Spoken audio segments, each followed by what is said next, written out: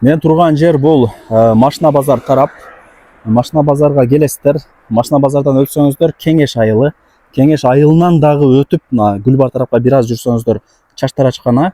Бул жакта аялдама. Аялдаманын бул жагына кирсеңиздер эле, бул жагы 218-квартал шаарга карайт. Ушул жака кирип барыңыздар, маалымат берем. Достор, мына бул аялдама, чоң трасса. Ошол жактан эле бул жака 250 метр кирсеңиздер, ушул көчө оңго бурулуп кетет экен. Оңго бурулганда мына бул баратасы бар, 2 этаж үй сатка чыккан кези. Жакшылап көңүл буруп көрүңүздөр. Үйдүн жери 5 соток, кызыл китеп бар. Коммуникация боюнча сүйлөй турган болсок, бул жер биринчиден шаарга карайт. 218-квартал деп коет. Бул жерде свет бар, суу бар, прожекторлорду байкап атасыздар. Прожекторлор орнотулган. Жакшы. Ушул 2 этаж үй сатка чыгаткан кези. Жүрүңүздөр. Бисмилла деп кирейли. Анан экранга ээсинин номерин жазам. Түзмө-түз хозяин менен сүйлөшөсүңөр. Эч кандай ортодо ортомчу жок.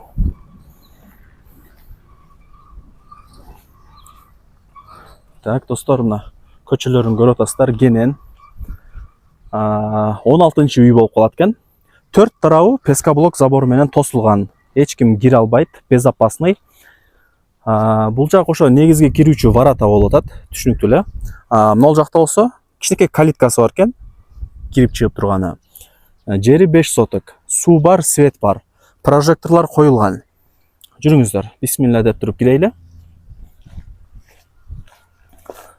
Киргениңиздерде могул жакта 2 этаж чоң үйү бар экен.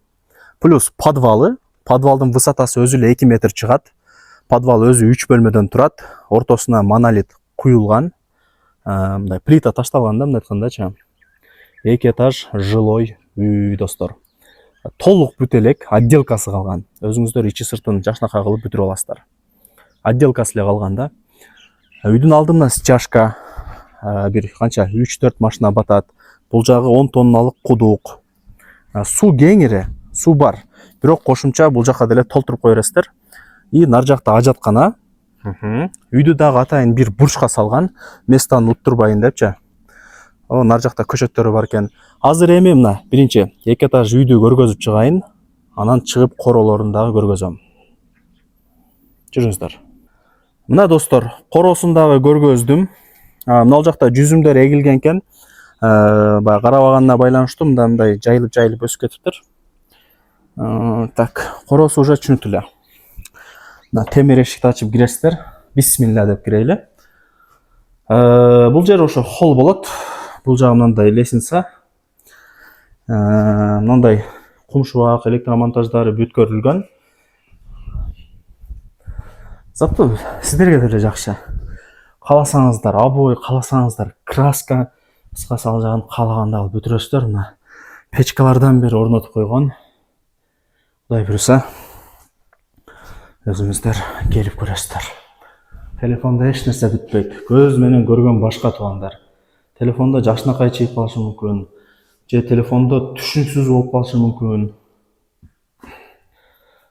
Жакшы.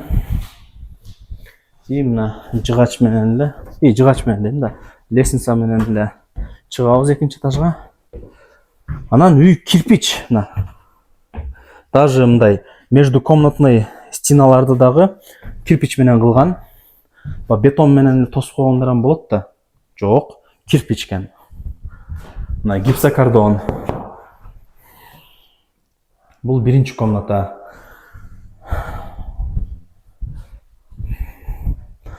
Мындай балкон сыяктуу месталары бар экен,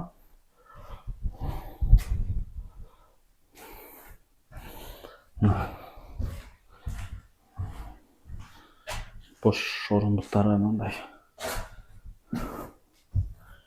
Так, бул жагы түшүнүктүү эле эми. Так, жүрүңүздөр. Достор, колдон келишинче мына 2 этаж чоң үй жөнүндө маалымат берген аракет кылдым. Көрдүңүздөр. Биринчи этаж, бул жагы 2-нчи этаж. Плюс ылдыйында подвал бар. Подвалдын высотасы 2 метр, 3 комната.